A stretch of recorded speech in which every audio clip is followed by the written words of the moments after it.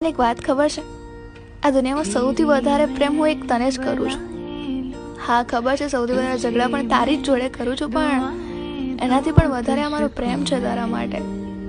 હા ક્યારેક તારી સામે તો નથી કહેતી, પણ તું છે ને મારી હિંમત છે.